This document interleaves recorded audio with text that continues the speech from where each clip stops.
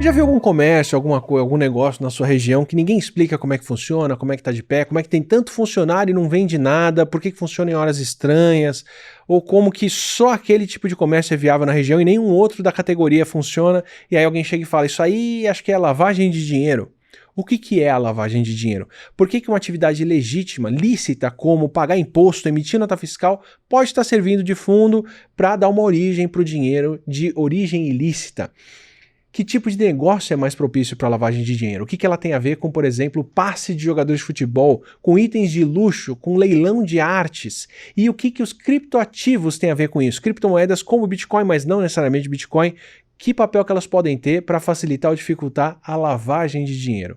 Um assunto complexo, cheio de pontas, que para discutir aqui no Não Ficção, onde a gente traz ciência do dia a dia com especialistas, a gente trouxe um super especialista, que é o Pierpaolo Bottini, que é advogado, professor de Direito Penal da USP e autor de artigos sobre lavagem de dinheiro e criptoativos e livros como o livro Lavagem de Dinheiro e o livro Criptoativos e Lavagem de Dinheiro. Ah, claro, e antes de partir para a nossa conversa, esse episódio do Não Ficção também tem o apoio da Insider, que é a marca de roupas funcionais que faz a minha vida mais fácil e confortável para dar conta de acompanhar uma criança de 3 anos que está cada dia mais ativa e correndo para lá e para cá. A Tech T-Shirt usa o tecido Intec da Insider, que vai te dar um conforto que nem o algodão Pima consegue. Porque esse tecido aqui é feito com fibras de celulose que tem a capacidade de absorver melhor o pigmento e mais água do que o algodão. Absorver melhor o pigmento quer dizer que a sua Tech T-Shirt não vai desbotar mesmo depois de bem mais lavagens, então ela dura mais e tem um custo-benefício melhor. E absorver bem a água quer dizer que ela libera melhor o calor do corpo e não forma aquelas gotículas de água entre as fibras onde as bactérias cresceriam. Ou seja, ela dá uma sensação de frescor bem maior e é anti-odor e depois ainda desamassa no corpo e dispensa passar. Aproveita o nosso cupom ATILA15 para ter 15% de desconto e você vai ver que eu não estou exagerando. Ah, e um segundo disclaimer antes da conversa com o Pierpaolo. A nossa conversa foi feita antes do escândalo das bets e da lavagem de dinheiro com bets aqui no Brasil e de uma onda de prisões de pessoas e advogado e artistas e outras coisas e a ironia de que talvez haja uma bet para você apostar em quem vai preso por causa de bet. Mas tô dando esse disclaimer aqui para te falar o seguinte, é só pegar a parte que o Pierpaolo vai falar sobre criptomoedas e lavagem de dinheiro e aplicar porque é a mesma coisa, a mesma lógica, isso está acontecendo, então a conversa está um pouquinho ultrapassada por não incluir isso, mas as conclusões são as mesmas para isso que também está acontecendo, tá? Só para te dar esse aviso. Pierpaolo, antes de tudo, muito obrigado pela presença, pela conversa que a gente vai ter aqui. Para variar, vou começar com uma historinha ou duas minhas, de onde eu me situo para as perguntas que eu vou te fazer aqui sobre o tema. Porque eu acho que as pessoas, e eu me incluo nessas, confundem muito lavagem de dinheiro com outros fenômenos, e tem uma coisa muito contraintuitiva de que por que um negócio legítimo é um crime ou auxilia um crime? Mas, pô, a pessoa tem um comércio, ela tá pagando imposto, ela tá fazendo tudo certinho, por que isso é lavagem de dinheiro? Então eu vou trazer duas coisas. Tá. Que foi quando minha vida passou por esse tipo de tema, meio que felizmente até hoje indiretamente. Uma foi quando a gente estava montando a empresa, que é não ficção, que Claro. gere aqui o canal e tudo, tem que procurar um contador. A gente procurou um contador conhecido da família e que nunca tinha lidado com negócio de internet, trabalhou sempre para empresas, ele estava começando a abrir um escritório próprio, e aí ele, não, estou muito interessado, tal, preciso começar a pegar outros trabalhos e tal, fazer um nome, mas tem uma coisa que eu não assumo de jeito nenhum, que é posto de gasolina. Eu falei, uai? Ele falou, olha, não me pergunte por quê, mas eu não trabalho com posto, não me envolvo com isso, e qualquer comércio desses, principalmente aqui da região, não quero saber. Mas, tá bom, ficou por isso a conversa mesmo, o que a gente tá fazendo a coisa de internet, e tá bom. Anos depois eu fui pro Paraná, tava fazendo uma série de palestras em várias cidades, um tour, e não conhecia a região, não tinha familiaridade, mas eram todas cidades próximas, a gente contratou um motorista que me levava, me pegava no hotel e me deixava nos lugares para evento. E o cara era da região, dirigia para todo lado, e foi me contando como é que funcionava a região, o que era plantação, não sei o quê. Aí, lá pelos últimos dias, ele vira e fala assim, não, esse aqui, o pessoal fala que é soja, mas no fim isso aqui é tudo lavagem de dinheiro. Eu falei, como assim? Ele falou, meu primo, tinha um comércio de moto aqui na região, uma loja boa e tal, aí um cara chegou para ele e falou, quero ser seu sócio. vou botar não sei quanto, sua loja vai ficar bonita, você vai poder comprar umas motos melhores e tal para vender aqui. Tá, mas e qual que é o que você... Contrapartida. Qual que é a contrapartida? Você vai ter que emitir 40 mil de nota aí, semanal, mensal, diária, sei lá, qualquer coisa assim. Porque o negócio do cara já tinha não sei quantos anos. Aí eu falei, mas qual que é o sentido disso? Ele falou, não, o cara queria lavar dinheiro, né? Queria falar que vendeu essas motos e não sei o quê. Aí eu, caramba, ele falou, bom, ele não fez o acordo, não fez isso e quebrou, porque 2 lojas concorrentes dele lá entraram em sociedade com o cara e aí tinha desconto, tinha um atendimento que ninguém mais tem como ter, vendia isso, vendia aquilo e quebrou ele. Eu falei, mas é por isso que a loja fica vazia e tudo que ele falou, cara, e assim, o que mais tem aqui é posto de gasolina, porque os caras têm como justificar de onde entra um monte de nota de 5, 10, 15, de 20 reais, 50 reais, e fala que vendeu alguma coisa. E aí que foi cair a ficha do que era que o contador estava falando lá. Então, desculpa a história toda para te fazer essa pergunta. O que um comércio desses tem a ver? O que é a lavagem de dinheiro? E pegando esses exemplos mundanos assim, a gente depois vai escalando para grandes coisas. Como que funciona isso? Tá bom. Primeiro, Atila, obrigado pelo convite. Acho que é importante a gente falar desse tema aqui. Às vezes a gente fala de lavagem de dinheiro como sendo uma coisa técnica, uma coisa que só o mundo do direito conhece e discute, mas como você está mesmo dizendo, é algo muito mais próximo, muito mais cotidiano. Então é importante que as pessoas conheçam até para não entrar nesse tipo de situação, né? O que é lavagem de dinheiro, na verdade? É o ato de você ocultar um produto de um crime, ou seja, aquele dinheiro, aqueles recursos que vêm de uma atividade criminosa. Então você oculta, dissimula, esconde isso. De que forma? Inserindo esse dinheiro na economia com uma aparência de legalidade. Então, para te dar aqui um exemplo. Então, vamos supor que o sujeito praticou um ato de corrupção. Então, ele é um funcionário público e ele ganhou 100 mil reais de corrupção. Ele vendeu uma decisão, vendeu uma licença e ganhou 100 mil reais. Ele recebeu 100 mil reais em espécie. É muito difícil você esconder isso, é muito perigoso você ficar com isso em casa. E ele precisa justificar esses 100 mil reais. Então, como que ele faz? Ele simula uma atividade ilícita para justificar esses 100 mil reais. Então, ele pode, por exemplo, ele pode ter um irmão, como você diz, vamos usar aqui o exemplo do posto de gasolina. Ele, então, tem um irmão que tem um posto de gasolina e ele diz para o irmão, olha, finge que você lucrou, recebeu, teve como receita 100 mil reais, expede essas notas e está justificado esses 100 mil reais. Ou a esposa dele é uma médica, e ele diz para ela, olha, finge que você recebeu 100 mil reais de tantos pacientes para esquentar esse dinheiro. Então, na verdade, a lavagem de dinheiro é uma forma, uma tentativa, são estratégias que os criminosos usam para esquentar o dinheiro, ou seja, dizer que aquele dinheiro, que na verdade tem origem numa atividade criminosa, ele supostamente, ele simuladamente tem origem numa atividade lícita. Quais são as atividades mais usadas para isso, né? Porque isso já você tem estudos há muito tempo. Eu perguntei antes. Claro. Então, dentro dessa lógica aí, faz sentido você perder dinheiro se ele vai ser um dinheiro que você pode usar depois em todo lugar. A lavagem de dinheiro é sempre uma perda de dinheiro. Ou seja, o sujeito, para dar uma cara de oficial para esse dinheiro, ele precisa gastar esse dinheiro. Então, ele recebeu 100 mil reais. Ele, de alguma forma, vai, para esquentar esse dinheiro, ele vai precisar dizer que ele veio de um posto de gasolina, de um estacionamento, de um profissional. E aí, em regra, este profissional, esse dono desse posto, esse dono dessa concessionária, vão precisar de uma estrutura, vão ficar com uma parte desse dinheiro. Então, o processo de lavagem... Pagar imposto, né? Pagar imposto. Então, é engraçado que as pessoas dizem, ele ganhou tanto dinheiro com a lavagem. Ninguém ganha dinheiro com a lavagem de dinheiro. O sujeito ganha dinheiro com o crime que ele praticou. E gasta uma parte desse dinheiro para dar a ele uma aparência de legalidade, de licitude, né? Então, porque às vezes a gente olha investigação mostra que o posto participava de lavagem de dinheiro. Aí alguém fala, pô, mas os caras estavam emitindo nota, eles estavam pagando imposto, estavam fazendo tudo certinho. A lógica é essa, é isso. Ele precisa isso, ele precisa de uma atividade ilícita. A atividade criminosa ele já fez. Ela já aconteceu. Agora ele precisa de alguma atividade lícita. Então, quando as pessoas às vezes brincam, enfim, uma super estrutura, uma grande empresa sem nada acontecendo e alguém diz, olha, isso só pode ser lavagem de dinheiro. Por quê? Porque como é que se lava dinheiro? Você pega uma estrutura e finge que ela está rendendo, quando na verdade ela não está rendendo. Ou ela pode até render, mas ela está rendendo, na verdade, muito menos do que você declara. Então, a lavagem de dinheiro é um processo de buscar pagar imposto, buscar dar nota para você justificar um dinheiro que tem uma origem injustificável. Perfeito, perfeito.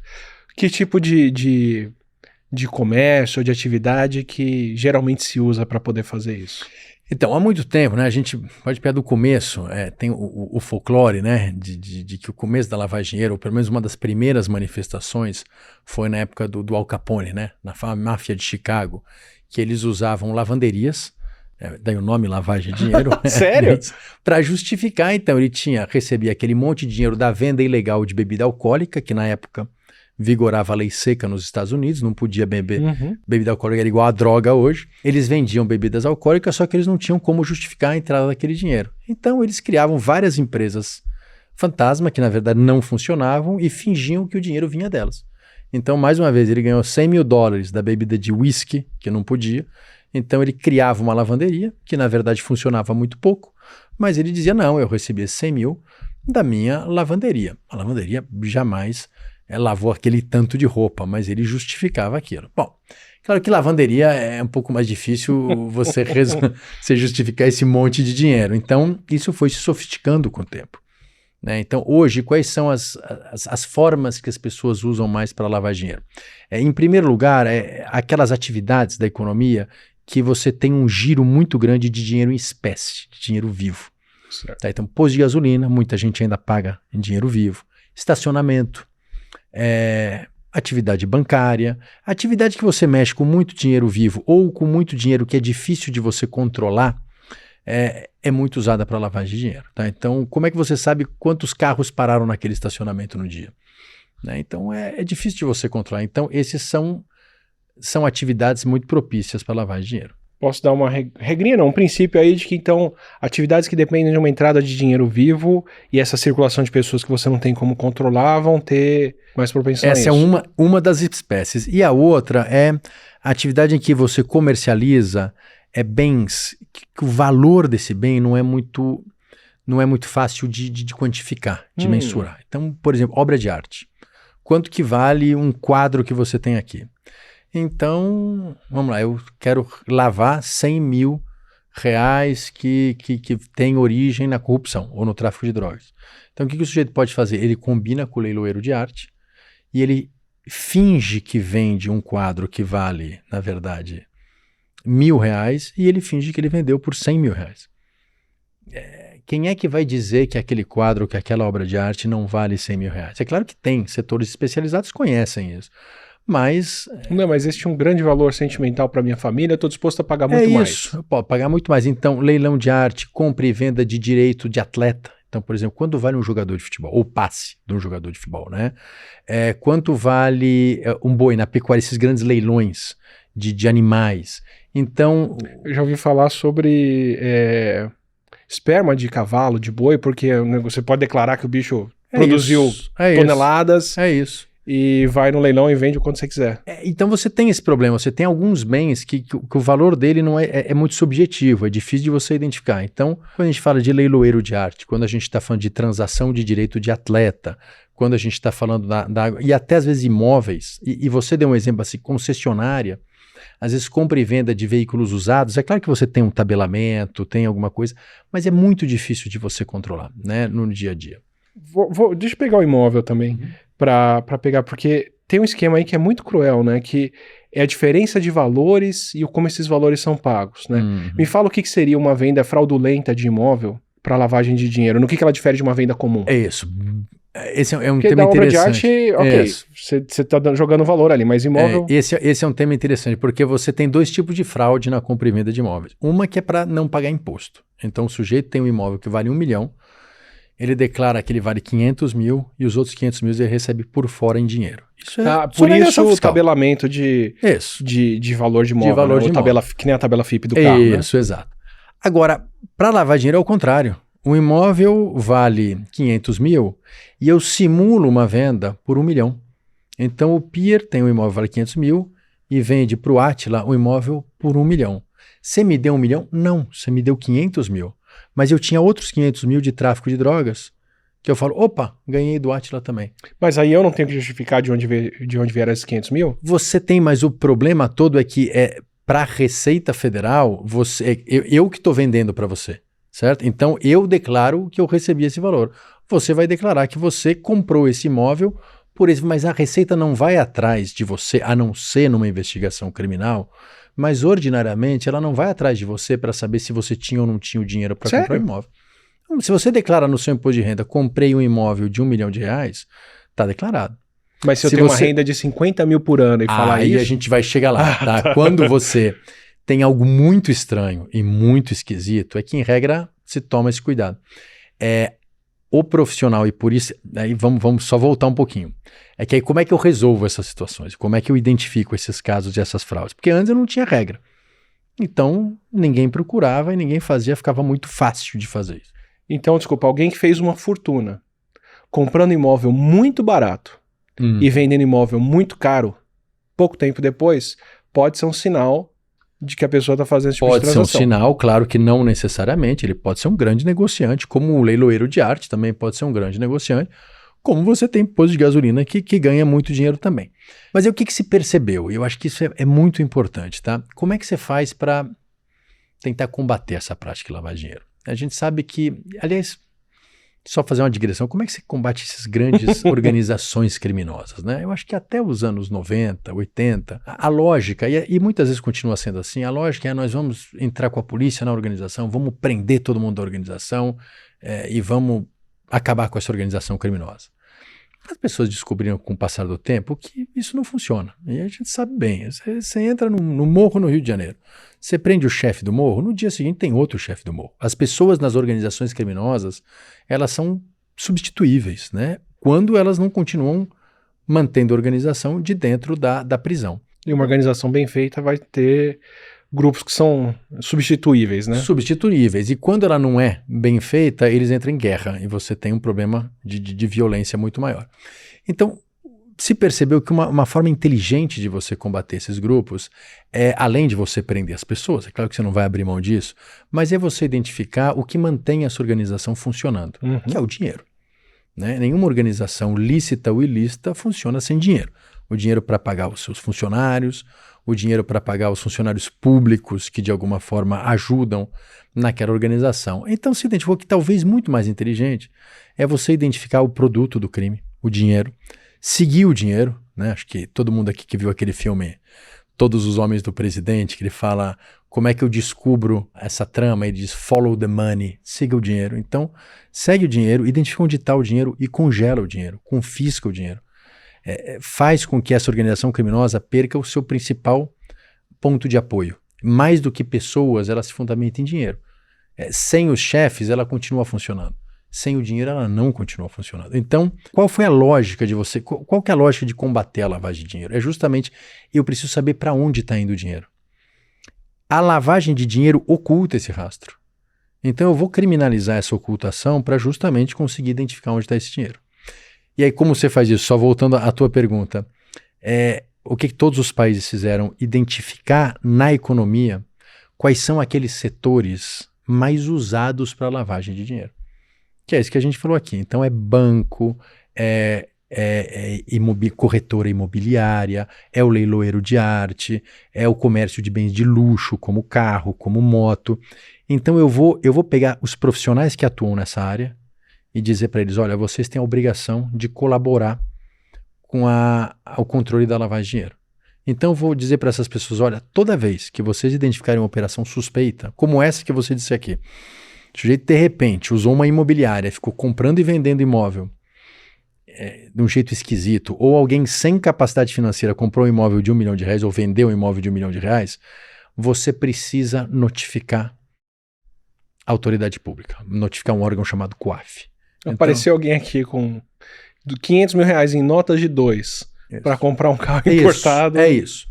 Né? Você vai aceitar. Aliás, eu lembro uma discussão que a gente fazia muito. Eu trabalhei uma época no Ministério da Justiça e esse era um exemplo que alguém dava.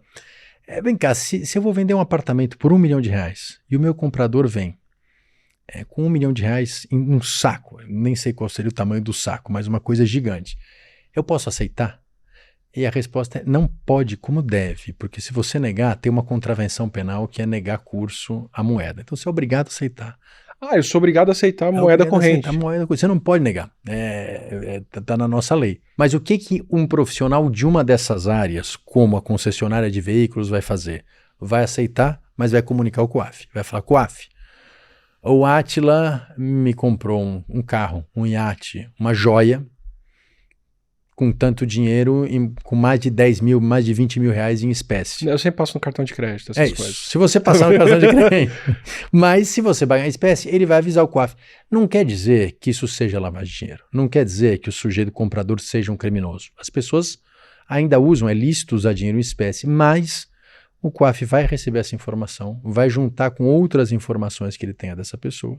E se ele achar que tem algo suspeito, ele pede para o Ministério Público abrir uma investigação. Então, é assim que hoje que funciona o controle. Você identifica os profissionais dessas áreas mais sensíveis à lavagem de dinheiro e determina para eles que eles comuniquem sempre que eles identificarem uma dessas operações suspeitas como esse exemplo que você deu aqui. E aí, com isso, o poder público vai tendo uma série de informações que permitam identificar esses atos de lavagem, que são complexos, são sofisticados, não é de fácil identificação, né? Mesmo porque quem comete isso, geralmente, se a pessoa tem esse nível de dinheiro, ela também tem condições de contratar suporte técnico para fazer isso de uma forma e cada vez mais sofisticada, elaborada, né? Sofisticada. A gente começa a ver hoje, você tem instituições financeiras sofisticadas, você tem o uso de criptomoeda para lavagem de dinheiro, ou seja, o mundo das criptomoedas, é claro que se por um lado foi muito importante para você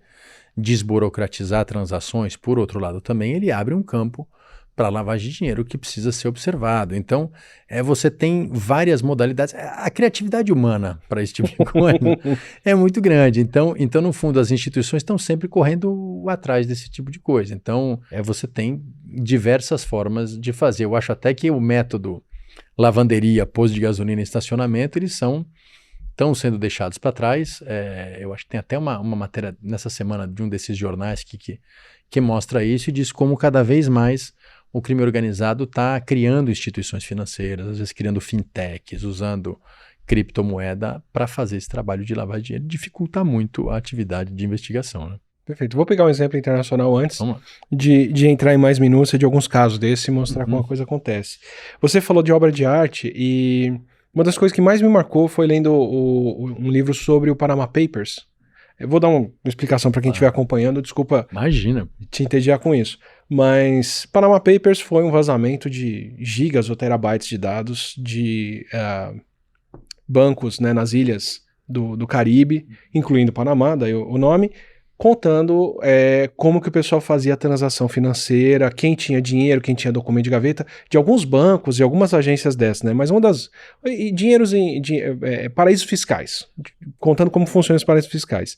Duas coisas me marcaram muito. O tal do contrato de gaveta, que a galera que é dona de um monte de coisa, é dona, tem um contrato dizendo que é dona, mas aí faz um outro contratinho passando isso pro nome de um laranja, que fica ali sem assinar na gaveta, esperando para se der alguma merda, você assina e passa para aquela pessoa, e o problema é dela. E aí tinha uma senhorinha numa cidade do interior do Panamá que era dona de milhões em empresas, e eu vou até pegar o nome aqui para não me enganar, o Freeport de Gênova, Geneva Freeport, que é acho que ele aparece até no filme, no Tenant, eu acho, que é um armazém de bens de muito valor na Suíça, que alguns estimam que é o maior repositório de obras de arte do mundo. Todas trancadinhas dentro de quartinhos fechadinhos, com pintura de Picasso, Monet, Van Gogh, quem você quiser colocar de pessoas. E era justamente a história dos leilões, e de repente o leilão ganhou um outro aspecto para mim, que é a lógica de, primeiro, a valorização, né? Valoração do bem. Do bem. É isso. A valoração da obra de arte tem que ser pública. Então faz um leilão e todo mundo tem que ver que aquela obra foi vendida por 250 milhões, por 50 milhões de dólares, que aí, ok, então essa é a moeda corrente, é isso que isso aqui vale. Então você faz uma coisa pública para todo mundo ver o quanto aquilo está valendo. Tranca isso numa salinha, e o que você passa para outras pessoas, se você estiver fazendo uma operação que você não quer declarar o quanto ela vale, é a chave da sala. E aí vira um mercado livre de free market no sentido não de trocar chave de depósito para pagar as pessoas uma fortuna de um negócio que está lá na Suíça e que é um banco. E está servindo de banco e as pessoas... Tô aqui, ó, no meu depósito, no meu armazém, ó, tá aqui, ó, tem uma listinha aqui, eu tenho essa escultura, essa obra de arte, essa outra, o valor somado disso aqui, 200 milhões. Então, tô aqui a chave, você me dá o seu bem, a gente passa pro nome do outro, e fica essa troca, e o negócio tá lá, é um banco para trocar obra de arte, e com esse lance do valor público, para as pessoas saberem e terem certeza, o atestado de quanto dinheiro eu tenho guardado ali é esse, é maluco isso. Porque no fundo essa sempre foi a lógica do título ao portador, né? Ou seja, você tem um título de alguma coisa, mas quem é o dono dessa coisa é quem tiver esse título na mão, que pode ser uma chave, pode ser uma chave de Bitcoin, porque a lógica do Bitcoin também é muito parecida. O sujeito tem um valor, ele usa esse valor para comprar um ativo digital, estou falando aqui Bitcoin, mas um ativo digital, que são essas moedas virtuais que começaram a aparecer. Então o sujeito compra 100 mil reais em Bitcoin e diz, olha, eu comprei 100 mil reais em Bitcoin. Mas vamos supor que eu quero mandar isso para o exterior, para a conta de alguém, 1 milhão de reais em Bitcoin, 10 milhões de reais. Eu coloco isso num token. O sujeito, para levar para o exterior um determinado valor, ele não precisa mais levar em mala de dinheiro, ele leva um token que ele põe no bolso.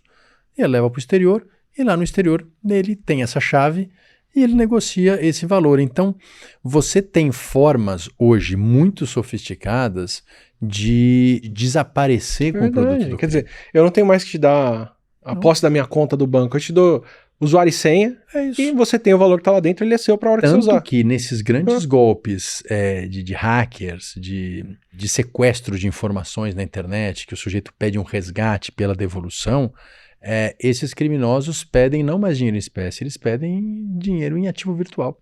Porque é muito rápido para você, na verdade não para desaparecer, porque tem, claro, quando você está falando do mundo digital e nos ativos virtuais, todas as transações elas são rastreáveis, elas são gravadas num sistema ali de contabilidade chamado blockchain, mas muitas vezes eles se misturam, então você tem dificuldade para saber quem é dono do quê ali. É o que você falou, é a mesma coisa da chave, as transações estão lá, as bitcoins estão lá, o ativo digital está lá, mas quem é dono do quê?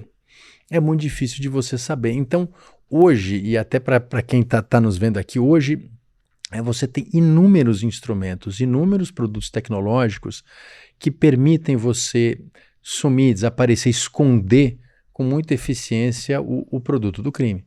Então, é claro que as autoridades estão fazendo é tentando criar dispositivos e mecanismos de ir atrás, de rastrear, de descobrir. Hoje, nos Estados Unidos, as autoridades públicas, a polícia, o FBI, eles têm dispositivos também muito sofisticados. Eles conseguiram já rastrear muita coisa desses últimos golpes de Bitcoin. A Europa também, mas são instrumentos caros, né, e demoram muito para chegar aqui. Então hoje a gente tem, mais uma vez, uma gama de opções para lavagem de dinheiro que cresce a cada dia. Então a gente está diante de um mundo muito novo, do uso de novas tecnologias para a prática desse crime, que vamos lá, a gente está falando de crimes tradicionais, crimes com os quais a humanidade sempre se envolveu, mas o sujeito hoje, em vez de guardar o saco de dinheiro dos irmãos metralha que ele guardava em casa, ele coloca isso num pendrive. Então tá muito mais fácil de você sumir com esse produto do crime, né? E aí o gargalo começa a ser vigiar, então, quando esse dinheiro aparece, né? Quando ele passa a ser usado. É isso. Eu não sei quem pegou a chave do negócio, mas de repente você tá com a pintura na sua mão que ninguém me contou de onde veio, isso é um sinal de que... Por isso que a melhor forma de combater é você identificar esses setores que justamente negociam. Então, ninguém consegue controlar, é muito difícil controlar essas moedas digitais. Mas alguma hora, esse sujeito vai comprar, ou vai transformar essa moeda em dinheiro, ou vai comprar um barco com Bitcoin, ou uma joia com Bitcoin. Então, nesse ponto de saída do mundo digital, que alguma hora vai acontecer, que precisa justamente ficar o que a gente chama de gatekeeper, né? Aquele guarda, aquele zelador, para dizer, olha, aqui tem um movimento estranho, aqui tem uma questão estranha. Você me deu um zelador já, que é o COAF. Sim. Qual que é o papel do COAF? Como que ele funciona como zelador desse tipo de coisa, assim? E o que me sinaliza se alguém estiver tentando intervir na capacidade do COAF de agir? O COAF é uma coisa interessante, até para todo mundo que tá vendo aqui. O que é o COAF, na verdade? Ele é um órgão que então ele recebe todas essas informações. Então, todos esses profissionais, o corretor de imóveis, o gerente do banco, o joalheiro, o leiloeiro de arte. Sempre que eles identificam algum movimento estranho, eles avisam o COAF. Falam, COAF, tem um movimento estranho aqui. Essa pessoa não tem capacidade econômica e comprou uma joia de R$1 milhão. Essa pessoa não tem capacidade econômica e comprou um Picasso, um Van Gogh. Então, o COAF tem algo estranho. O COAF não é órgão policial. Ele não faz investigação. Então, o COAF recebe essas informações, organiza essas informações e se ele realmente identificar algo estranho e suspeito, ele manda para quem vai investigar, que é a polícia e o Ministério Público. Fala, ó, polícia e Ministério Público, então está aqui essa informação. Ele faz, e aí isso nos jornais está o tempo inteiro, um relatório de inteligência financeira, que a gente chama de RIF. Legal. Então o RIF chega para o Ministério Público e aí ele, diante disso, fala, bom, a partir daqui então vamos abrir uma investigação e vamos ver o que está acontecendo. Então eu acho que o COAF assim, eu costumo dizer, é mais do que comprar 1.000 viaturas, 1.000 escopetas e criar 1.000 postos de policiais, eu acho que estruturar o COAF é a forma mais inteligente e mais eficaz de você combater a lavagem de dinheiro. Mesmo porque meu entendimento é que é um órgão que se paga, no sentido de que ele gera lucro. Se você apreende dinheiro ilícito e coisa assim, ele é mais do que, aprendi 500 toneladas de cocaína. Boa sorte. Não, aprendi 50 milhões de reais em espécie num apartamento. Esse dinheiro tem um bom destino. Não, e o problema é que hoje o COAF, ele ainda tem, ele tem uma capacidade muito pequena, né? Ele tem hoje 89 servidores, pelo menos os números do ano passado, era muito pequeno. É claro que ele é muito automatizado, né? Então ele tem uma capacidade de trabalhar com algoritmos, mas ele recebe milhões de comunicações, né? Eu acho que só os bancos no ano passado comunicaram 5 milhões de operações suspeitas. Então é evidente que os robôs fazem muita coisa, mas alguma hora vai cair na mão de alguém que vai precisar elaborar esse relatório, né? E desculpa, eu já ouvi de quem trabalha com isso falando, olha, tem coisas que são carteirinha, situação carimbada. É a mesma pessoa de novo fazendo aquela mesma coisa, a gente já denunciou 15 vezes, é outra empresa no nome do mesmo sujeito, é o mesmo protocolo que usou nisso, fazendo aquilo, e a gente tá lá avisando e não tem o que fazer, porque o banco tem que atender, mas é isso. Mas o COAF até faz um bom trabalho. O problema é que daí, claro, ele faz essa informação, manda para as autoridades, porque ele não pode investigar também. Falando assim, com 89 pessoas com um país de 200 milhões... Eu acho pouco, já disse isso, repito aqui, eu acho que precisa estruturar melhor. Precisa também trabalhar a qualidade da informação que chega lá, porque tem muita informação inútil, né? Assim, a gente diz, qual é a melhor forma de você esconder uma informação sobre lavagem de dinheiro, é colocar ela no meio de um monte de informação que atrapalha. Então, você informar muito não quer dizer que você está ajudando o COAF, quer dizer que você está atrapalhando. O ideal era você ter menos informação e de mais qualidade. Mas isso é algo que tem sido trabalhado, o COAF tem, mas eu acho que mais estrutura era importante justamente para o órgão ter mais capacidade de, inclusive, verificar que a informação é de qualidade ou não é de qualidade. Mas eu acho o COAF um órgão fundamental para combate à lavagem de dinheiro. Eu acho que para combate à organização criminosa. Sim, sim. A gente não consegue combater um vamos PCC... botar 2 bilhões de ocupação militar na região tal. Ok. E quem vai pegar o dinheiro que circula aí? Eu vou te dar um exemplo que eu acho que é até tá muito em voga, que é crime ambiental. Né? Então, corte ilegal de madeira no Pará. Ninguém tem capacidade de colocar um soldado do exército ou um PM dentro da floresta vendo quem está cortando madeira legal ou ilegal. Então o que você tem que fazer? Essa madeira, depois de cortada, ela vai para algum lugar. Em geral, para as exportadoras, para as madeireiras. Então, o ideal é você justamente focar nessas madeireiras e obrigar os profissionais dessas entidades que recebem a madeira a notificar quando eles identificam uma atividade suspeita. Então, você tem muito mais eficiência, muito mais qualidade de informação do que você colocar 1 milhão de policiais dentro da floresta procurando pessoas como, sabe assim, é claro que é importante fazer isso também, mas isso vale para garimpo de ouro, isso vale para a criação de boi em área desmatada. Então, é muito difícil você identificar isso acontecendo naquele local.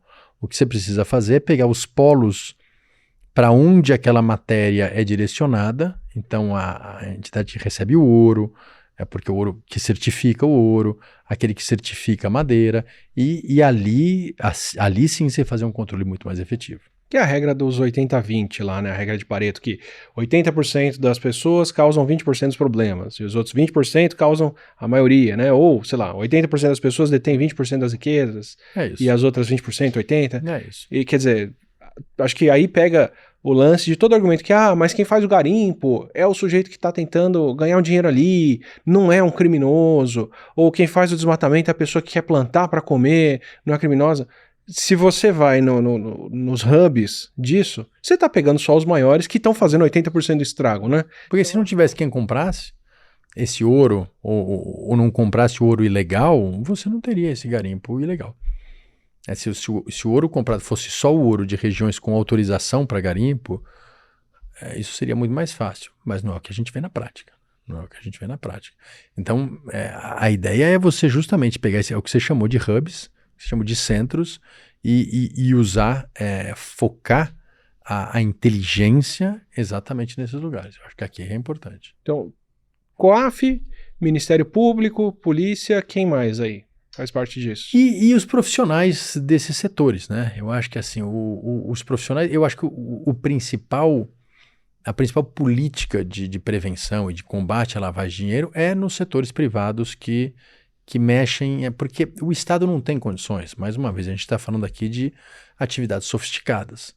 Então, o Estado não tem condições de vigiar tudo o tempo todo, né? Nem pode fazer isso, né? Então, qual que é a estratégia do combate à lavagem de dinheiro? É identificar esses setores mais sensíveis, esses setores em que mais existem práticas de lavagem de dinheiro e impor a eles, a gente chama de um dever de cooperação, uma cooperação cogente, né, compulsória. Então ele precisa cooperar com o combate à lavagem de dinheiro fazendo o quê? Primeiro, a gente tem know your client, conheça o seu cliente, saiba quem é o seu cliente. Então você é um corretor de imóveis, você precisa saber quem que está negociando imóvel lá, né? Dentro do esquema do Panama Papers, uma das primeiras coisas que caiu foram justamente os bancos internacionais que não faziam questão de saber nome, dados e procedência de dinheiro de tráfico internacional, né? É isso. Então, a primeira regra na legislação brasileira é: você quer atuar nesses setores? Então, você quer ser corretor imobiliário, quer ter um banco, quer ter um cartório, quer ter uma loja de joia ou uma concessionária de carro, então você precisa cadastrar os seus clientes. Então você precisa saber quem são. Claro que ninguém é polícia, ninguém vai investigar a fundo, mas você precisa saber qual é o nome, aonde, se é uma empresa, qual é o endereço daquela empresa, aquela empresa usa a sua loja sempre, quantas vezes ela usa, você tem que fazer um cadastro do cliente. E, em segundo lugar, sempre que você tiver uma operação suspeita, você comunica. O que é operação suspeita? Aí cada setor tem regras próprias, né, escritas. Então, o setor bancário, o Banco Central diz o que é operação suspeita. No setor imobiliário... Só que as regras, tipo, operação acima de não sei quantos mil... Em dinheiro em espécie, isso, operação sequencial com o mesmo valor. E claro, cada setor tem um diferente. Então, o setor de joias, o COAF tem uma regra para o setor de joias, o setor de seguros, a SUSEP faz uma regra para o setor de seguros. Então, você tem, cada um desses setores, você tem regras próprias que apontam quais são os cuidados que você tem que tomar e que tipo de informação você tem que comunicar ao COAF. Então, eu acho que esses profissionais que atuam nesses setores, eles são fundamentais para a identificação de atos de lavagem de dinheiro. O Estado não tem condição de fazer isso, né?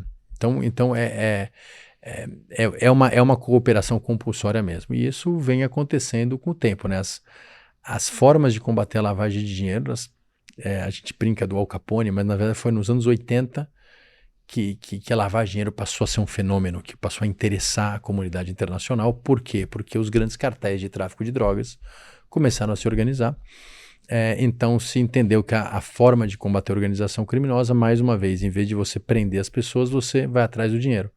E aí nos anos 80 que começaram a surgir as leis de lavagem de dinheiro e começaram a estabelecer essas obrigações para esses setores sensíveis.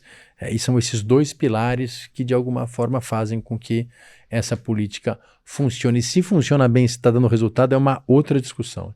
E, bom, vou aproveitar então essas áreas sensíveis e começar a jogar alguns estereótipos aqui do que já vi associado à lavagem de dinheiro, para você me dizer se tem relação ou não, se tem fundamento ou não. Porque quando eu vi essa história da loja de motos lá do sujeito, isso deu um clique na minha cabeça, que é quantos lugares, ou quanta pujança não é uma coisa inviável economicamente, insustentável economicamente, e na verdade acontece justamente porque o que sustenta aquilo não é o comércio legítimo, né? É. E, pô, você me falou vários exemplos aí de lojas de bens de arte, joias, itens de luxo, então, né, carros, vou jogar outras coisas na conta aí, vai, bolsas, Iate. arte, outras coisas, iate. Você tá me descrevendo lugares que concentram muito dinheiro. Bairros nobres, Brasília inteira. Você sai do aeroporto de Brasília, o que você mais vê ali são Sim. concessionárias de carro importado. Não tô falando que as concessionárias estão envolvidas com isso, mas você me descreveu cenários bem internacionalmente, regiões como a Suíça, regiões como Las Vegas, regiões como Mônaco, que concentram pessoas com dinheiro. Isso anda meio que junto. Quanto dessas coisas não são insustentáveis, na verdade, e mantidas por esse tipo de circulação? Então, posso jogando umas situações? Favor, vamos lá. Alguém que tá... Vamos lá, vou pegar algumas coisas assim. De comércios. Que tipo de comércio? Você falou imposto, restaurante? Pode ser qualquer comércio, porque na verdade é claro que a gente não pode generalizar também, né? Sempre você tem a maior parte das pessoas que atuam nessas áreas são, acredito eu, que listas ilegítimas, mas tudo aquilo que, como eu disse, tem uma movimentação muito grande e é difícil de você controlar, né? Então, é estacionamento. Então você diz, olha, eu tenho um estacionamento, esse estacionamento pararam 1000 veículos aqui. Como é que você controla se eles pararam mesmo ou não? Você diz, não, mas eu vejo a nota. Sim, mas é justamente isso que o lavador de dinheiro faz. Ele produz essa nota para dizer que tiveram 1000 veículos lá e eles não existiram. Então você pode usar isso. Consultoria. Então o sujeito contrata um consultor. Verdade. Ele diz, olha, esse sujeito fez uma consultoria para mim e disse que me fez uma consultoria sobre esse produto, ou fez... E a consultoria, quanto vale uma consultoria? Isso não é tabelado, não é uma commodity, né? Não é o preço do feijão, do arroz, do boi. É algo muito mais subjetivo. Então são esses setores, né? Tem uma cena que me marca nesse sentido. Um vizinho filmou a cobertura de uma igreja em São Paulo que tinha helicópteros parando diariamente e saindo com malas de lá de dentro.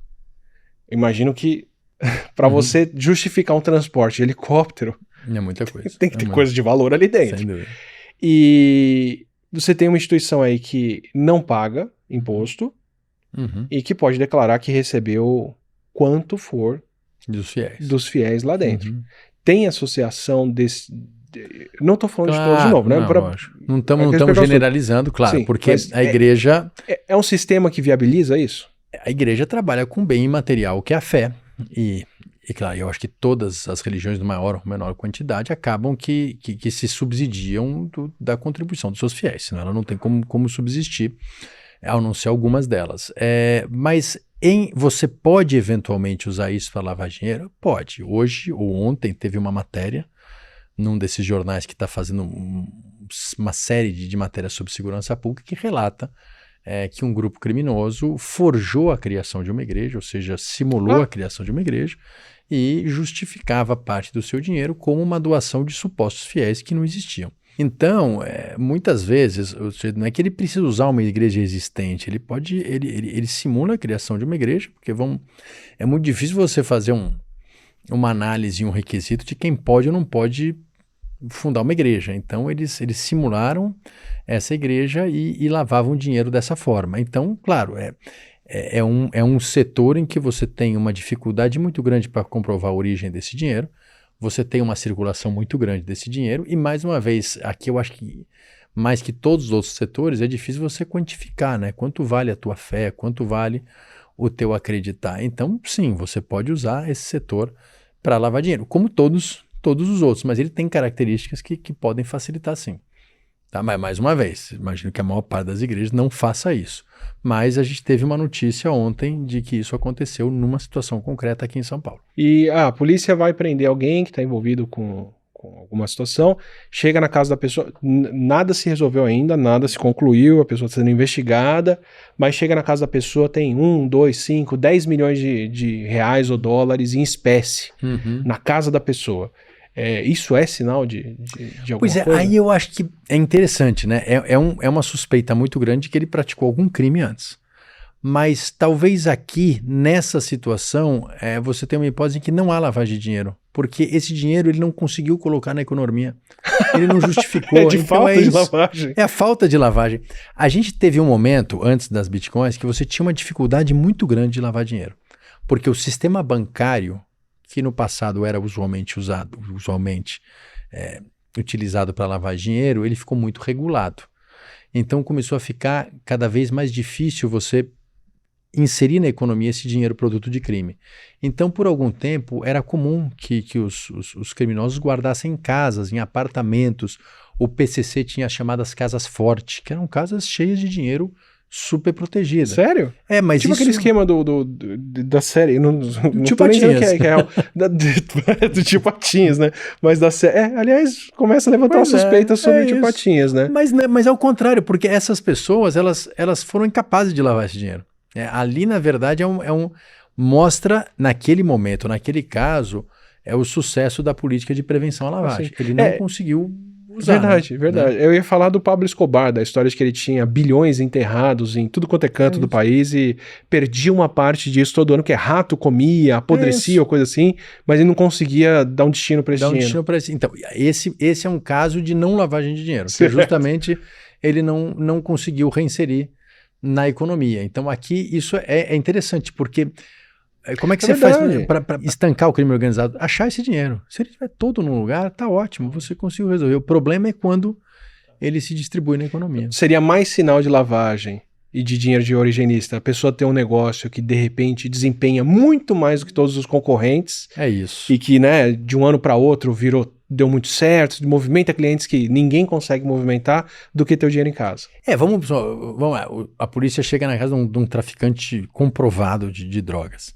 Ela pode encontrar R$1 milhão em espécie ou ela pode encontrar R$1 milhão em contrato de consultoria inexistente. No segundo caso, você tem lavagem de dinheiro. No primeiro, não.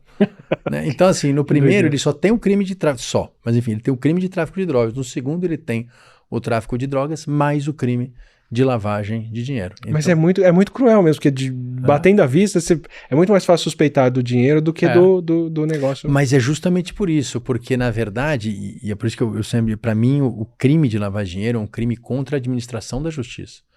Porque para você afetar a organização criminosa, o caso do $1 milhão na casa é muito mais fácil do que o caso com vários contratos. Isso dá muito mais trabalho. Porque o sujeito já colocou na economia e muitas vezes, como no teu primeiro exemplo, ele afeta a ordem econômica, ele afeta a livre concorrência. Vamos entrar nesse ponto, porque esse é o outro desdobramento que ficou me encafifando, que é, num país que a gente tem problema com tráfico como tem, né, que o país virou rota, isso eu tô pegando N notícias, tá, gente, não tenho a minha capacidade, não tenho capacidade de inferir isso, não. Virou rota do tráfico da América do Sul para a Europa, né, que mostram aí que o PCC já se organizou para tráfico internacional.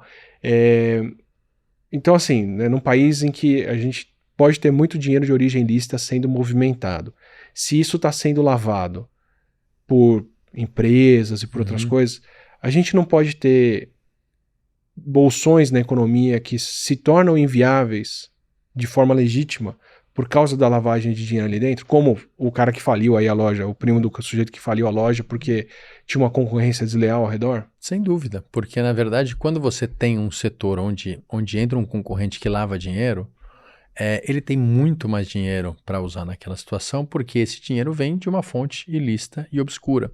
Então o investimento é muito maior e isso pode desequilibrar os setores, e isso acontece sim. Então esse é um outro problema da lavagem de dinheiro, tá? Não é sempre que acontece, em todas as situações que acontece, mas um dos efeitos colaterais da lavagem de dinheiro, além de manter a organização criminosa ativa, ela começa a afetar setores da economia. Né? Tem algum setor que a gente sabe que foi afetado assim? Um setor que, pelo menos, mais uma vez, estou falando pela notícia de jornal, mas que tem sido afetado é o setor de transporte coletivo nas prefeituras. A gente tem visto que uma parte das organizações criminosas tem começado a se utilizar desse dinheiro para para estruturar empresas de ônibus, empresas de vans, e elas disputam licitações em condições muito favoráveis, porque elas têm estrutura, ela tem capital, e isso acaba afetando o setor. Eu tô fazendo essa paradinha aqui para lembrar você de assinar o nosso canal, assim você recebe os próximos episódios do Não Ficção e os próximos vídeos em geral. E para quem já se inscreveu, pense em apoiar a gente, mandar um valeu demais, tornar um membro, mandar um pix para contato@ateliêmarino.com.br, tudo isso faz muita diferença. Essa do transporte me marca, mas aí é para justificar gasto em... Você não controla passageiro, né? É passageiro, você não controla passageiro. Agora, claro, você tem situações muito interessantes, né? Por exemplo, estava lendo outro dia sobre o Castor de Andrade, que era um grande coordenador do jogo de bicho do Rio de Janeiro, acho que todo mundo sabe disso, e ele conta num dessas séries aí que aparecem, que ele, em determinado momento, acho que ele criou uma siderurgia ou algo do gênero para lavar o dinheiro do jogo do bicho. Só que deu errado porque começou a dar dinheiro a siderurgia. Então, realmente virou uma coisa de sucesso. E virou uma grande siderurgia. Então é claro, a ideia dessas empresas, dessas situações, muitas vezes é usada para lavar dinheiro, mas isso não quer dizer que ela sempre dê prejuízo. Ela pode também dar lucro, mas ela dá um lucro menor do que aquele declarado, que é justamente para justificar o ingresso do dinheiro ilícito. A lavagem de dinheiro aí serviu para te dar um ticket a mais na competição, que você pode até ter acertado depois, mas começou por essa... E ela pode continuar, né? Porque é isso, você tem uma receita de X, você declara 2X, paga imposto sobre 2X, ou seja, o lavador de dinheiro paga mais imposto, né? Mas é justamente para ele conseguir fazer ingressar na atividade um dinheiro que tem origem criminosa. Então, esse é um setor, claro, mais uma vez, não estamos generalizando, mas é um setor que, segundo as notícias e segundo os processos que são públicos, tem sido usado, às vezes, por organizações criminosas para fazer lavagem de dinheiro. Tem algum outro que é meio evidente ou fácil de associar dessa forma? Não, depois de todos aqueles que a gente falou, eu acho que esse de transporte, justamente porque o dinheiro de passageiro é de difícil controle, então você tem esse é um dinheiro que loteria também em alguns lugares. Loteria no esquema daquele de comprar o bilhete ganhador? Não, você finge, vende título de prêmio, alguma coisa assim, você diz que vendeu tantos e na verdade você vendeu menos e você joga fora os outros, mas diz que vendeu os outros. Então tem várias formas de você justificar, né? A loteria também tinha essa história, né, pelo que entendi, já aconteceu algumas vezes, de pessoa que ganhou 30 vezes na loteria, 50 vezes na loteria. Como é que funciona a lavagem aí? Mais uma vez, então vamos supor que você ganhou na loteria. Então você ganhou R$1 milhão na loteria. Eu compro esse seu bilhete da loteria, te pago esse valor e justifico, que aqui você vai precisar, na verdade, depende muito da situação que isso acontece, mas a pessoa que ganha na loteria, ela vai ter que ter um gasto para aquilo, vai ter que ter um gasto com imposto, etc. Então você paga um X para a pessoa, fica com aquele bilhete e justifica o dinheiro que você ganhou. O que você paga para a pessoa é menos do que tem no bilhete, mas aquela pessoa fica com aquele valor líquido para ela e você justifica a sua entrada. Ganhei na loteria, fui lá na lotérica para poder sacar, aí o cara da lotérica vira para mim e falou, ó, você ganhou 2 milhões, mas você vai pagar imposto em cima disso, na sua conta vai cair 1.200. Mas ó, tem o fulano aqui, que se você vender esse bilhete para ele, te dá 1.500. Isso, e ele justifica o resto. Então, você tem, claro que não é o valor todo do bilhete que você vai conseguir esquentar, mas uma parte disso. E aí mas que ganhei e vendi, que me vire para justificar de onde veio esse dinheiro, se é que eu vou declarar isso de alguma forma. Porque ele não é investigado, ele não tem... Como ele não pratica crime antecedente, ele não é investigado, ele vai receber esse dinheiro e ele... Que é tipo o cara ir lá no negócio de motos, do sujeito que já tinha 10 anos, tinha um precedente, e aí intervém depois com o negócio que já é... É isso. Já tem Porque histórico. se a economia fosse toda controlada, realmente era muito difícil você fazer lavagem de dinheiro. Por quê? Porque na lavagem de dinheiro você está declarando um negócio que não existe. Então você está dizendo que você vendeu para uma pessoa algo que não existe, vendeu um serviço que não existe. Se houvesse um controle na outra ponta, as autoridades saberiam que aquilo não existe, mas para fazer isso você teria que controlar toda a economia, controlar toda a sociedade, e o preço em liberdade, em autonomia que a gente pagaria para isso era muito grande. Então, na verdade, é claro que as operações controladas na sociedade são poucas, a maior parte das operações é livre desde que você declare o que você ganhou. O que a Receita quer, o que as autoridades querem em geral, é saber o quanto você ganhou, não o quanto você gastou. Então, Para poder receber o imposto em cima disso. Para poder receber o imposto. Então, na lavagem de dinheiro, o que você faz? Você declara que você ganhou mais. Então, você não chama a atenção, em regra, das autoridades fiscais. Por quê? Porque a lavagem de dinheiro, ela paga mais imposto. Então, desse ponto de vista, você não chama a atenção das autoridades fiscais. Então, não é evasão de divisa, que seria sumir com o dinheiro que você ganhou e não declarar.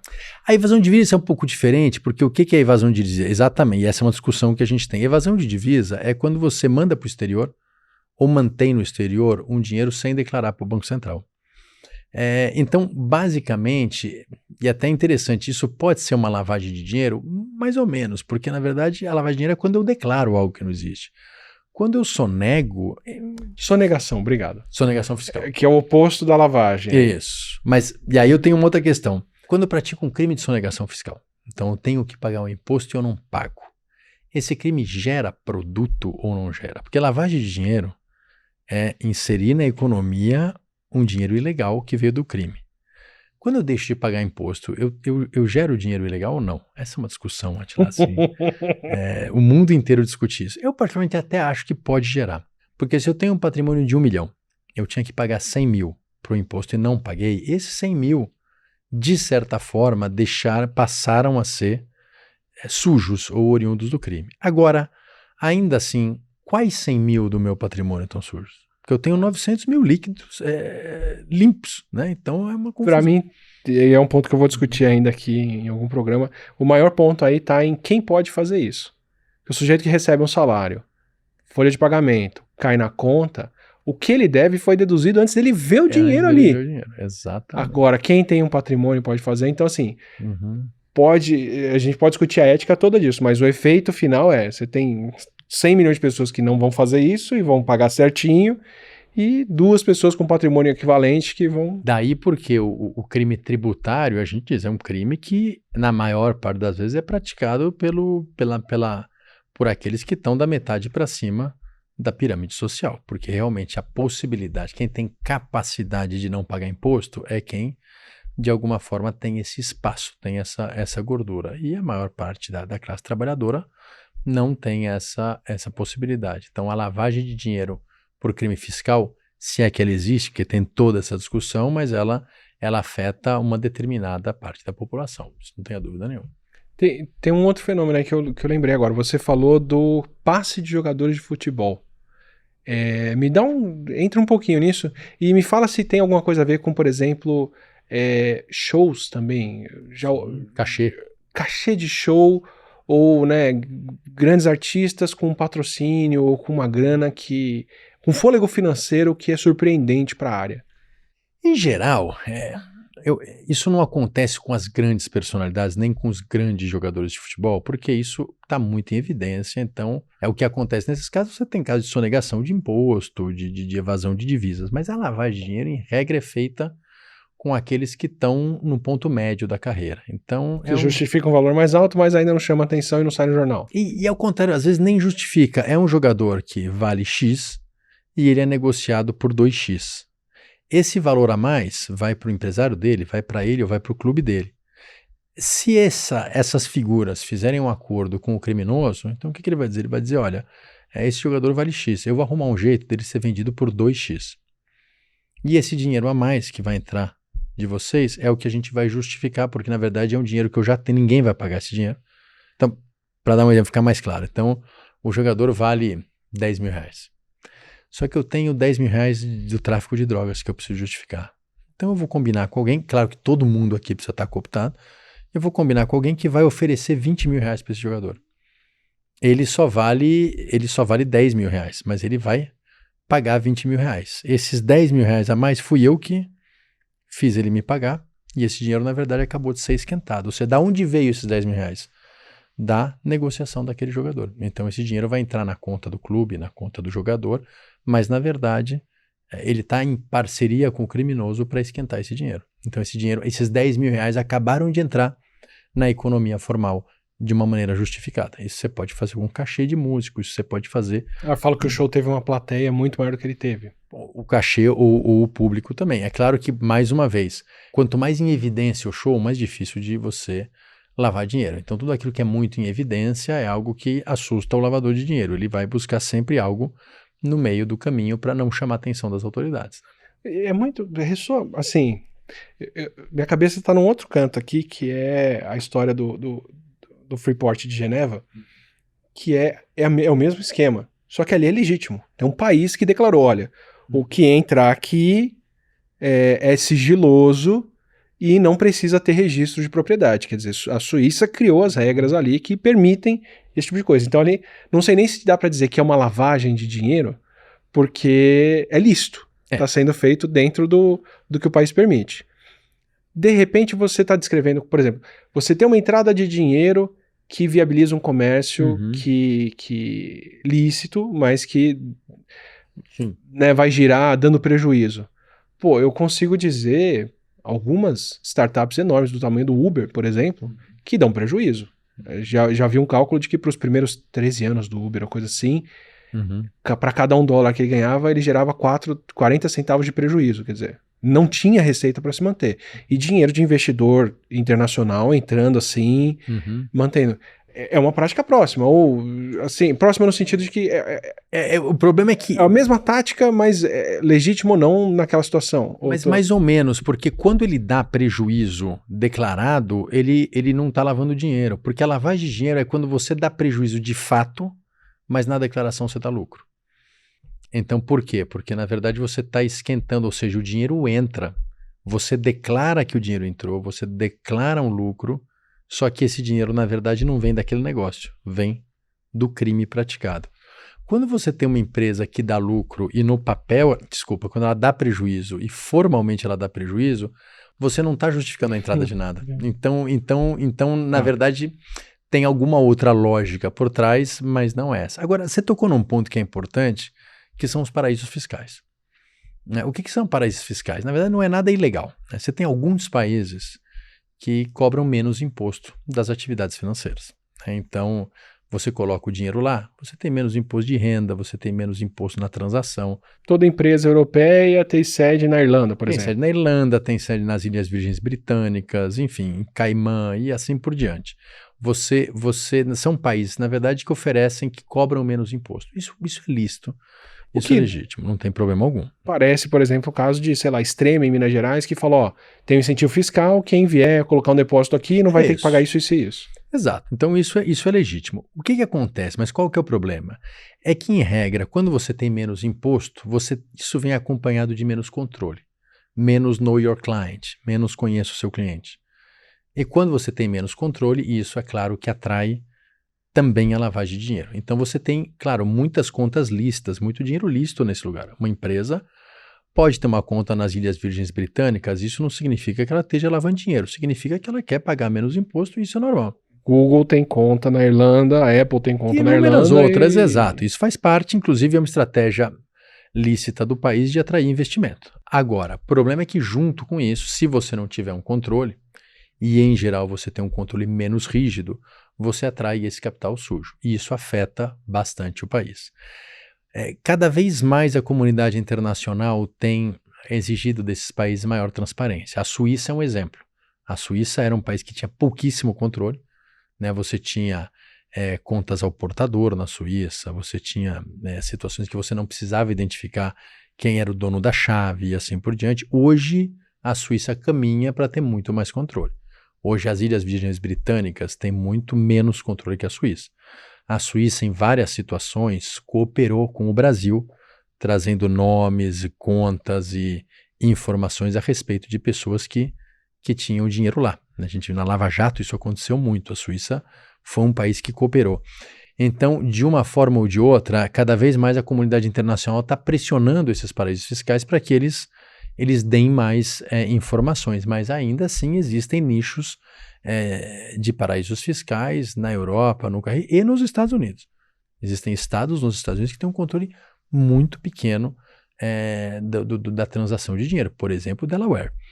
Né? Então, os Estados Unidos, que são um país que, em tese, pretensamente se preocupa muito com o controle de lavagem de dinheiro, mas eles têm lá no sistema federativo deles alguns países que têm um controle muito pequeno e que acabam atraindo também lavagem de dinheiro. E tem algum esquema que você já estudou, já viu que te chamou muita atenção pela criatividade da pessoa de fazer aquilo tudo para esquentar o dinheiro? Veja, hoje, mais uma vez, hoje com o advento dos ativos digitais, enquanto eles não são regulados, porque eu acho que esse é um outro tema, né, que talvez valha você fazer não sei se você já fez, mas vai fazer uma discussão, porque esse mundo dos ativos digitais, ele acaba facilitando muito essa ocultação de valores sem a necessidade desse gasto de energia, esse gasto de dinheiro que você tem em outras atividades, né? Porque, e hoje é interessante, porque no Brasil nós aprovamos uma lei que fala dos criptoativos, permite que as pessoas comprem um Bitcoin, vendam um Bitcoin sem problema algum,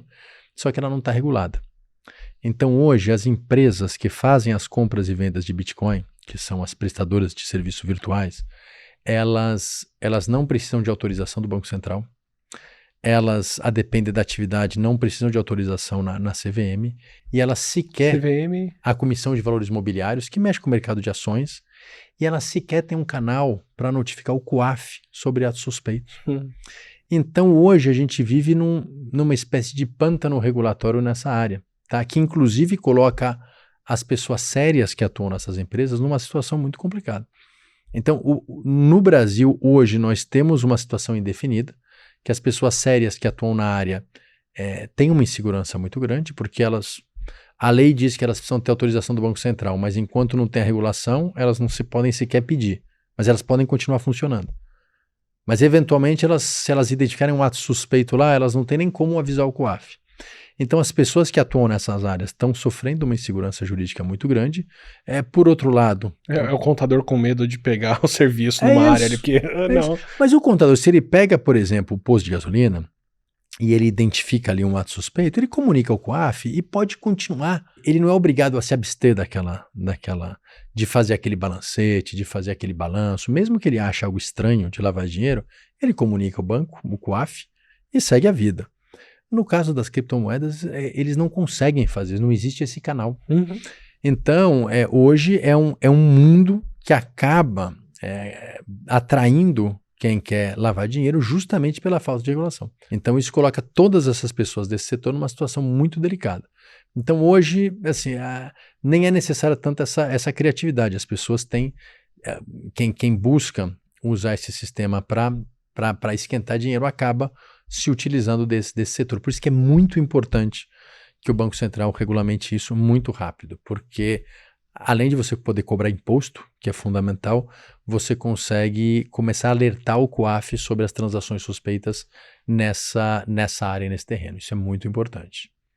É muito importante. Então eu acho que esse é um ponto que merece aí algum cuidado. E, bom, vou aproveitar o ensejo das criptomoedas. Você está me dizendo que sem regulamentação da forma como está agora, gera um espaço problemático.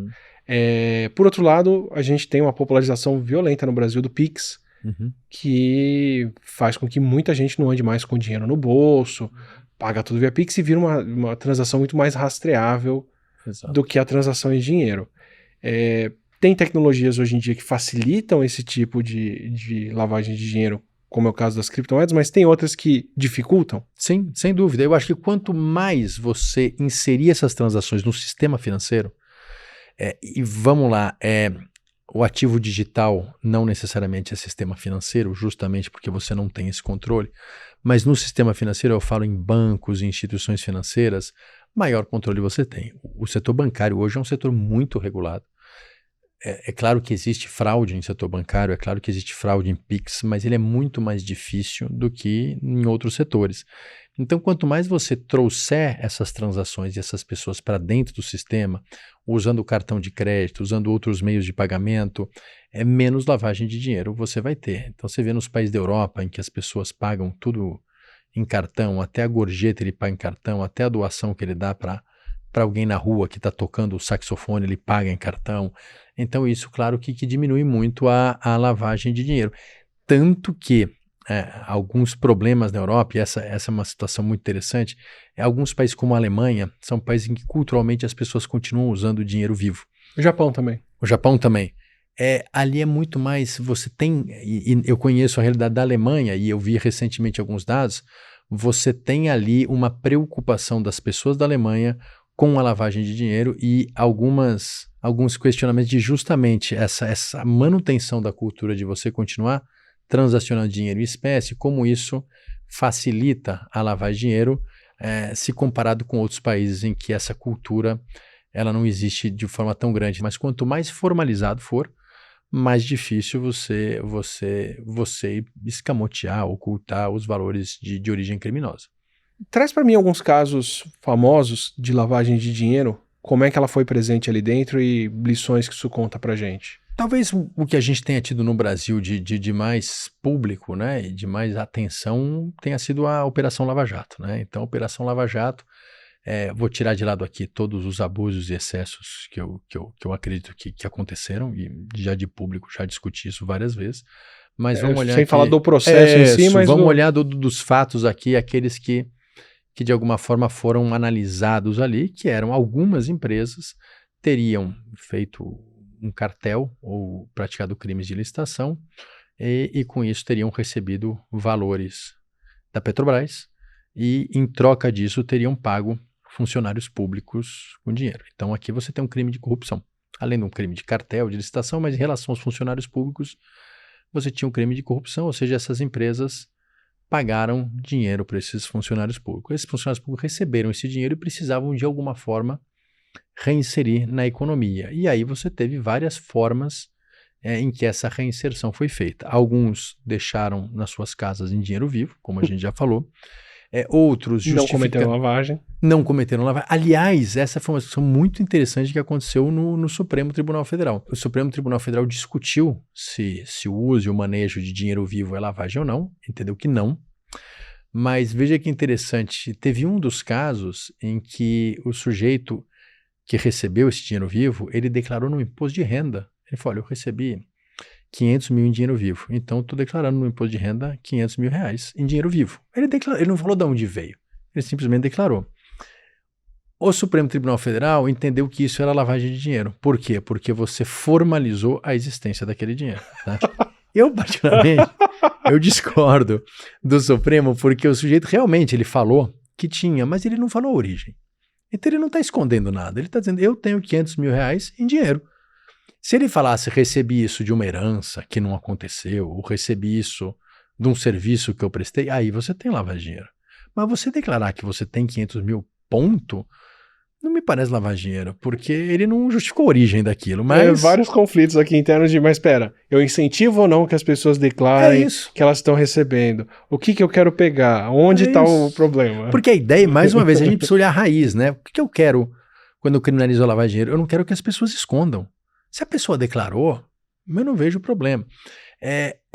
Outra discussão que aconteceu, né? Então o sujeito recebeu o parlamentar, vamos pegar um parlamentar que se corrompeu, então que se vendeu para uma dessas empresas em troca de 200 mil reais.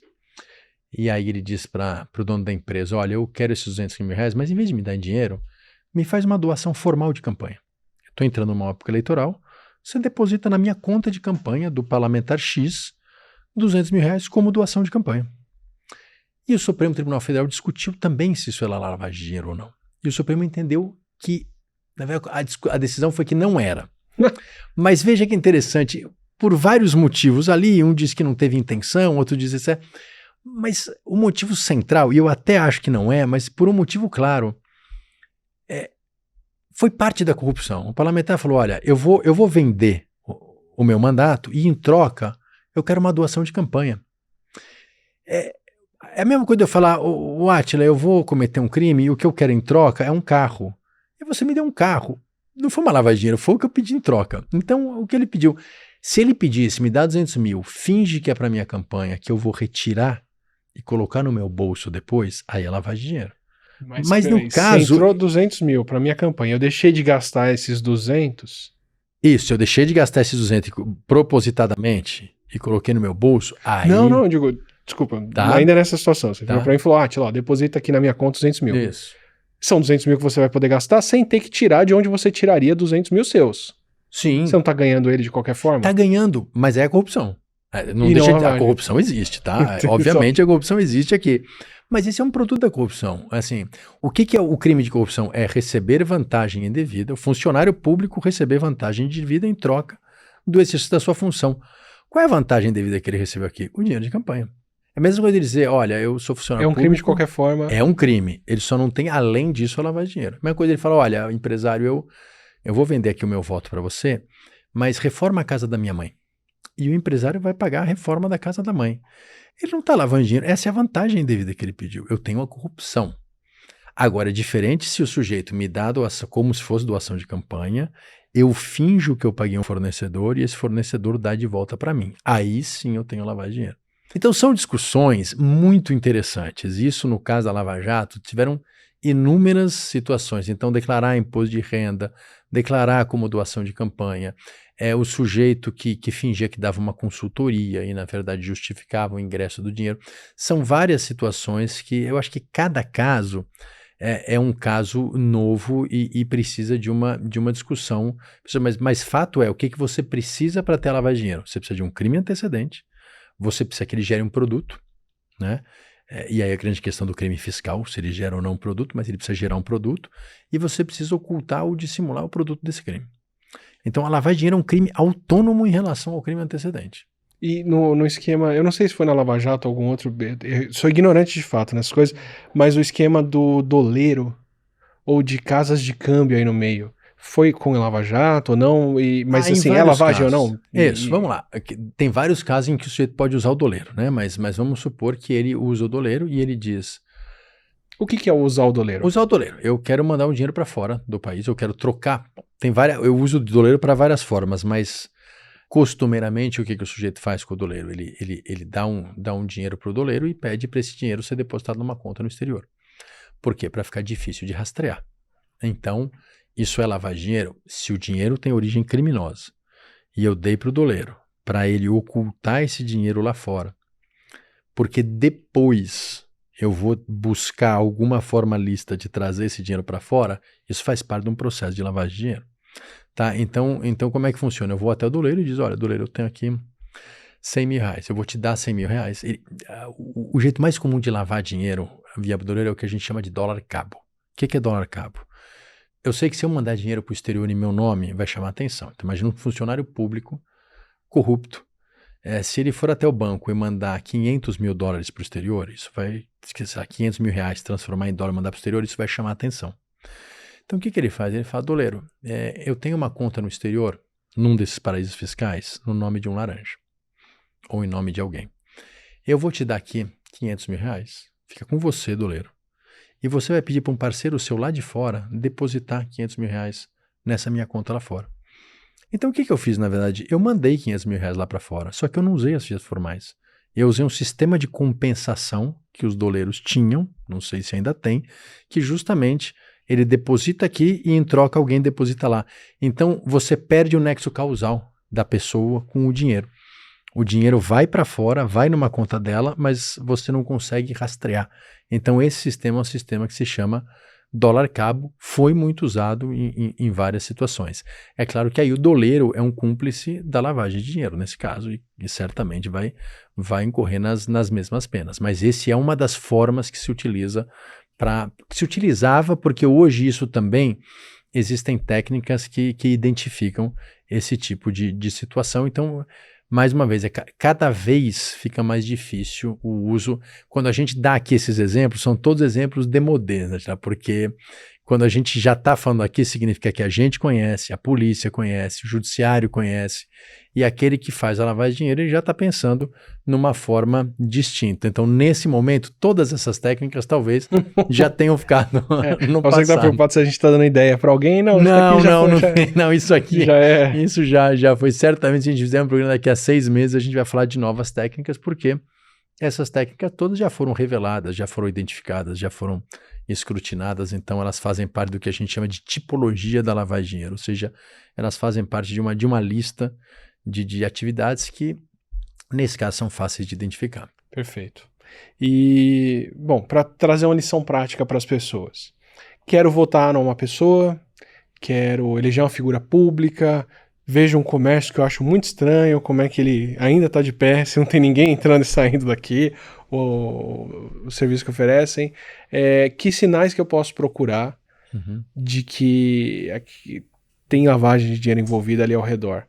Ou com aquela pessoa. E, de novo, né, não precisa ser o caso dela estar fazendo. Eu só quero falar o que levanta a sua orelha e você fala, isso aqui não é típico.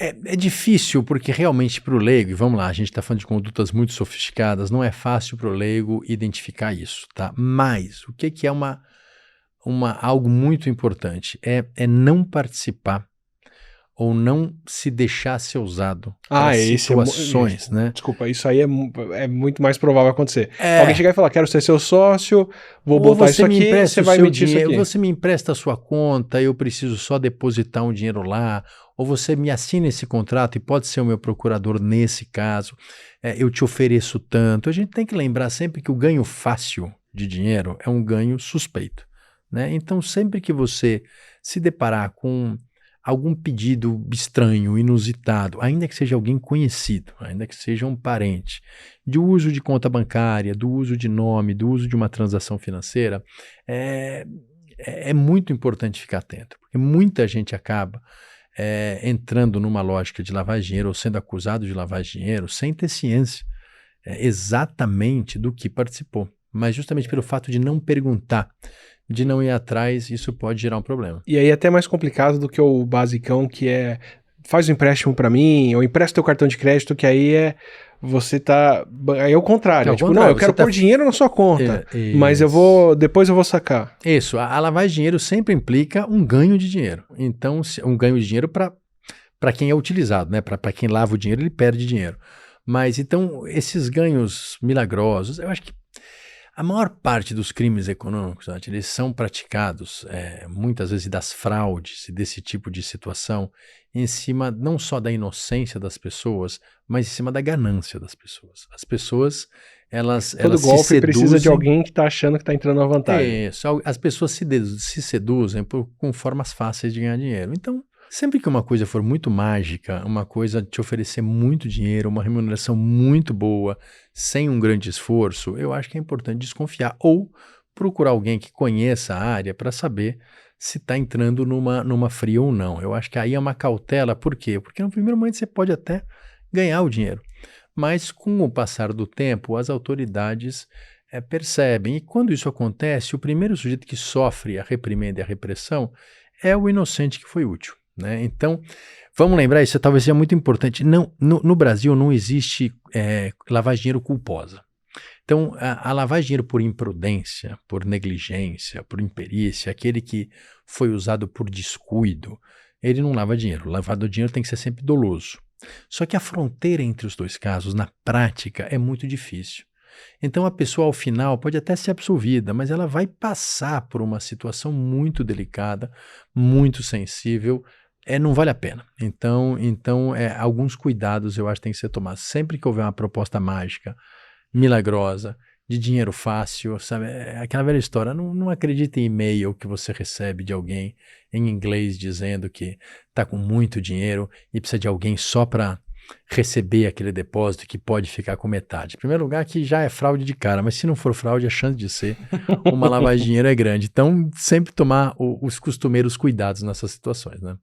Perfeito, perfeito. Material que você me recomenda, coisa para saber mais, para ler sobre, para entender, trabalhos seus ou de pessoas próximas que você acha que é interessante saber, ler ou consultar, que seja uma coluna de jornal, alguma coisa assim, mas para a gente entender um pouquinho mais disso e reconhecer a importância que tem esse tipo de combate, justamente como você falou, né? É muito mais eficaz desestruturar o que viabiliza o tráfico do que prender traficantes. Sem dúvida. As duas coisas têm que acontecer, mas enfim. Exato. Bom, eu tenho um livro sobre lavagem de dinheiro, que eu escrevi com meu colega de professor também de Direito da USP, o Gustavo Badaró. Então, a gente escreveu um livro sobre lavagem de dinheiro. Um livro mais técnico, mas acho que tem ali informações relevantes. Eu acho que, bom, tem o site Consultor Jurídico, que é um site específico, tem uma coluna sobre lavagem de dinheiro, que a gente ajuda na curadoria, então tem vários artigos, vários textos sobre isso. O GAFI, que é o órgão internacional de combate à lavagem de dinheiro, tem muitos textos, tem muitos trabalhos sobre lavagem de dinheiro na área de criptomoeda, lavagem de dinheiro na área imobiliária, na área ambiental. Aliás, o Instituto Igarapé, para quem tiver curiosidade, tem um dos estudos que eles fizeram com muitos números e dados a respeito de lavagem de dinheiro e crimes ambientais. Então ali eu acho que tem um material muito completo a respeito disso também. E infelizmente a leitura dos jornais diários, porque ali você tem muitas notícias, infelizmente, a respeito de lavagem de dinheiro. Espero que um dia isso não seja fonte de literatura sobre o tema. Mas aí tá defasado, né? Descobrir quem já foi pego fazendo isso. Aí... É isso, é porque... Mas veja que interessante essa série, eu acho que é do Estadão, que fala sobre o crime organizado. Acho que esses 15 últimos dias eles estão dando todo dia algum aspecto do crime organizado. Eles estavam falando muito sobre a lavagem de dinheiro, que o PCC faz. Eu acho que essa série vale a pena ler, que ela é muito interessante. Ela dá exemplos concretos, fala da questão do transporte público, dos ativos digitais, ele conta um pouco de histórias concretas de como isso tem sido utilizado. Eu acho que essa é uma leitura que vale a pena, porque tem muita informação e muita informação real e concreta de como isso tem acontecido. Maravilha, maravilha. Obrigado pela aula toda. Saí daqui com outras impressões sobre como funciona o mundo ao nosso redor. Assim. É um mundo enorme, interessantíssimo e muito dinâmico. Então, estou à disposição de vocês também, sempre que precisar, conta comigo aqui. Maravilha, obrigadão. Bom, obrigado. Espero que você tenha gostado da nossa conversa, aprendi muita coisa aqui, reforcei vários estereótipos que eu já tinha sobre o que podia servir para lavagem de dinheiro, descobri categorias novas, acho impressionante a criatividade que as pessoas têm para fazer esse tipo de coisa, e dentro de uma conversa que a gente já falou aqui, por exemplo, no episódio da Gabriela Lota sobre o valor da burocracia, é impressionante como certas atividades e certos órgãos públicos, como nesse caso agora o COAF, são fundamentais para a gente poder fazer esse tipo de coisa. É muito legal saber que um órgão de inteligência financeira pode servir para o combate ao crime organizado e para combater o tráfico. E quão importante é a gente ter isso daí aparado por bons funcionários, por bons profissionais, por dinheiro do governo para poder gerar mais dinheiro, pegando esse dinheiro que está sendo lavado ali dentro. E fico alerta, né? Se você vê esse tipo de comércio acontecendo, ou se você vê figuras políticas que estão tentando dissolver esses órgãos de auditoria, por que elas estão fazendo isso? Se você gostou dessa conversa e quer ouvir outras como essa, aproveita, se inscreve aqui no canal, assim você recebe esses vídeos regulares. E se você já se inscreveu, a gente se vê no próximo.